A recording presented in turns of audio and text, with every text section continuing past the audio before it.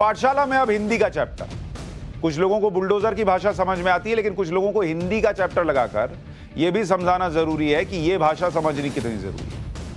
क्योंकि कुछ लोग फिल्म एक्टर अजय देवगन के पीछे पड़ गए क्योंकि उन्होंने हिंदी की शान में एक ट्वीट कर दिया, तो जरा एक हिंदी का चैप्टर भी खोल रहे हैं।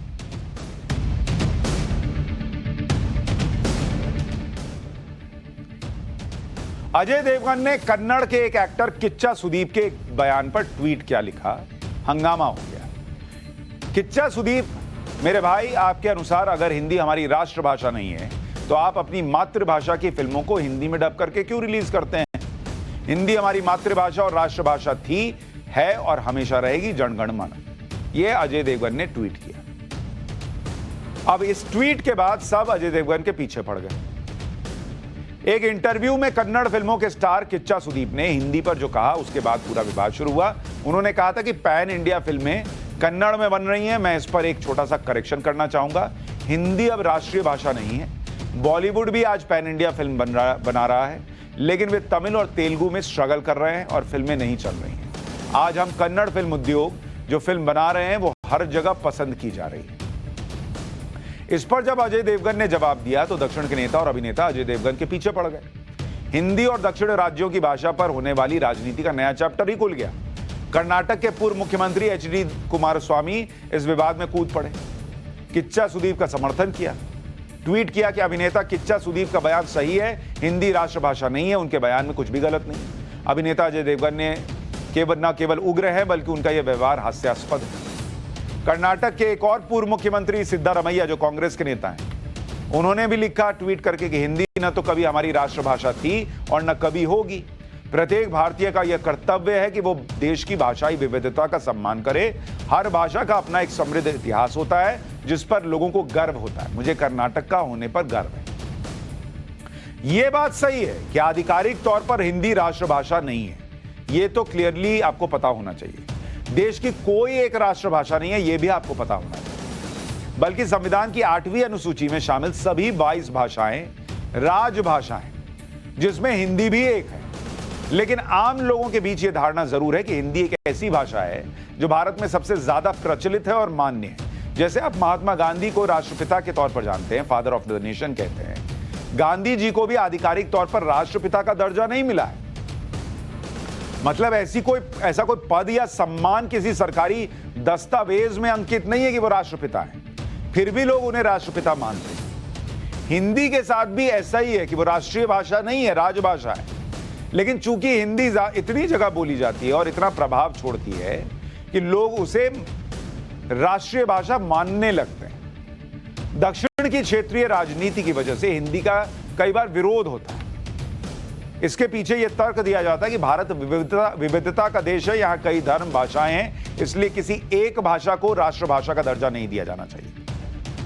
लेकिन यह तर्क बहुत मजबूत नहीं दिखता, क्योंकि देश में कई राष्ट्रीय प्रतीक है, जैसे राष्ट्रीय ध्वज तिरंगा है, राष्ट्रगान जनगण मन, राष्ट्रीय पक्षी मोर, राष्ट्रीय पशु बाघ है, राष्ट्रीय पुष्प कमल है, राष्ट्रीय करेंसी है। अब कल तो यह भी कहा जाने लगेगा कि एक ध्वज क्यों है, एक राष्ट्रगान क्यों है, भारत तो विविधताओं का देश है।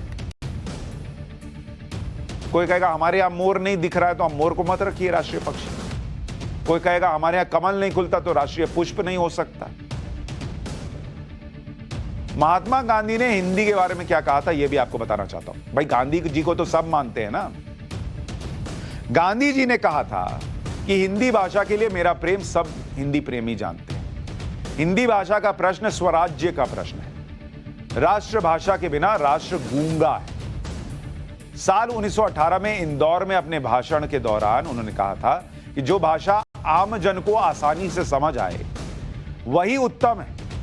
हर कोई ग्रामीण हिंदी को आसानी से समझ सकता है। गांधी जी गुजरात से ये थे, ये याद रखिएगा, फिर भी वो कह रहे हैं कि हिंदी हर गांव वाले को भी समझ में आएगी। 10 नवंबर 1921 को यंग इंडिया में उन्होंने लेख लिखा और कहा कि हिंदी के भावनात्मक अथवा राष्ट्रीय महत्व की बात छोड़ दें तो भी यह दिन प्रतिदिन अधिकाधिक आवश्यक मालूम होता जा रहा है कि तमाम राष्ट्रीय कार्यकर्ताओं को हिंदी सीख लेनी चाहिए और राष्ट्र की तमाम कार्यवाही हिंदी में ही की जानी चाहिए। हिंदी से महात्मा गांधी के प्रेम का एक किस्सा आपको सुनाना चाहता हूं, सुनिएगा। भारत को आजादी मिली तो कई विदेशी पत्रकार महात्मा गांधी से मिलने आए। तो एक विदेशी पत्रकार महात्मा गांधी से मिला, उसने महात्मा गांधी को अपना बयान अंग्रेजी में देने के लिए कहा और इस बात पर अड़ गया। गांधी जी इसके लिए सहमत नहीं हो रहे थे। अच्छा, ये नहीं था कि गांधी जी को अंग्रेजी नहीं आती थी, भाई वो तो साउथ अफ्रीका में काम करके आए हुए थे, विदेश में पढ़े हुए थे, तो अंग्रेजी जानते थे, लेकिन इंटरव्यू अंग्रेजी में देने के लिए सहमत नहीं हो रहे थे उस दिन। पत्रकार का तर्क था कि वो अंग्रेजी में ही बात कहें क्योंकि ये संदेश दुनिया को जाना है। उन दिनों बापू हिंदी का राष्ट्रभाषा के रूप में प्रचार भी कर रहे थे। थोड़ी देर तक वो शांत रहे, फिर उन्होंने पत्रकार को दो टूक कहा कि दुनिया से कह दो कि गांधी अंग्रेजी नहीं जानता। यह था हिंदी के लिए महात्मा गांधी का प्रेम। अब आप सोचिए, जो लोग बॉलीवुड में हिंदी में डबिंग करके फिल्में चला रहे हैं, कमा रहे हैं, उन्हें करेंसी पर तो गांधी चाहिए, लेकिन हिंदी पर गांधी जी की सोच नहीं चाहिए। हिंदी पर विवाद के बीच में आपको चक्रवर्ती राजगोपालाचारी के बारे में जानना जरूरी है। वो आजाद भारत के दूसरे गवर्नर जनरल रहे। वो लेखक, स्वतंत्रता सेनानी भी थे। वो तमिलनाडु के नेता थे।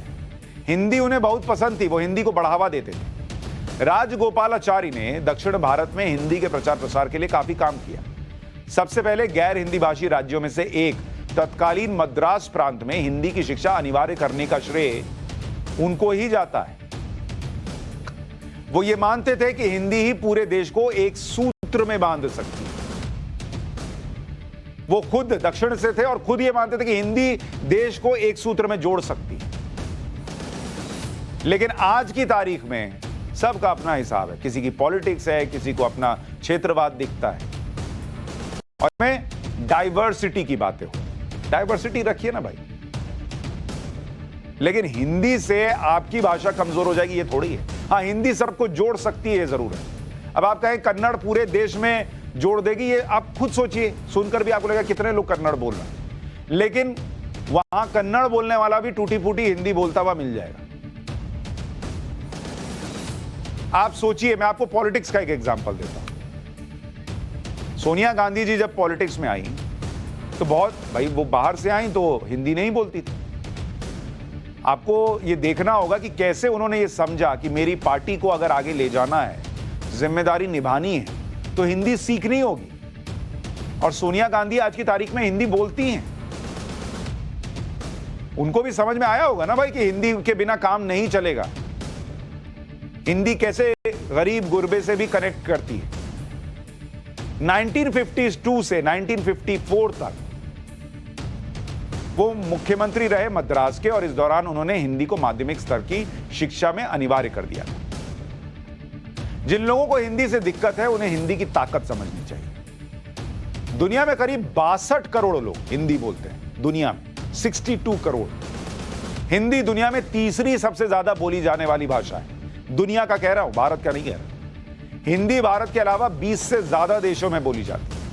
दुनिया की 176 यूनिवर्सिटी में हिंदी भाषा सिखाई जाती है। भारत में करीब 52 करोड़ लोग हिंदी उनकी पहली भाषा है। 52 करोड़ की। 1971 से 2011 तक भारत में हिंदी भाषी लोग 160% बढ़े हैं। इसलिए अजय देवगन पर बोरिया बिस्तरा लेकर मत चढ़ जाइए, सिर्फ उन्होंने हिंदी के बारे में कह दिया इसलिए। सोचिए वो क्या कह रहे हैं। ठीक है, फैक्चुअली राष्ट्रीय भाषा नहीं है, राष्ट्रभाषा नहीं है, लेकिन जो सेंटिमेंट है उनका कहने का, उसको समझिए। देश के प्रधानमंत्री नरेंद्र मोदी मूल रूप से गुजरात के हैं, लेकिन वो गुजराती से ज्यादा हिंदी का प्रसार करते हैं। हिंदी के मान को ग्लोबल लेवल पर बढ़ाने के लिए प्रधानमंत्री कई अंतर्राष्ट्रीय मंच पर हिंदी में भाषण देते हैं। ग्लोबल नेताओं से हिंदी में इंटरैक्ट करते हैं। प्रधानमंत्री मोदी विश्व के नेताओं को उनकी भाषा में बधाई संदेश भेजते हैं, जिसका असर यह होता है कि बदले में दूसरे देशों के नेता भी प्रधानमंत्री मोदी से हिंदी में बात करने की कोशिश करते हैं, हिंदी में ट्वीट करते हैं।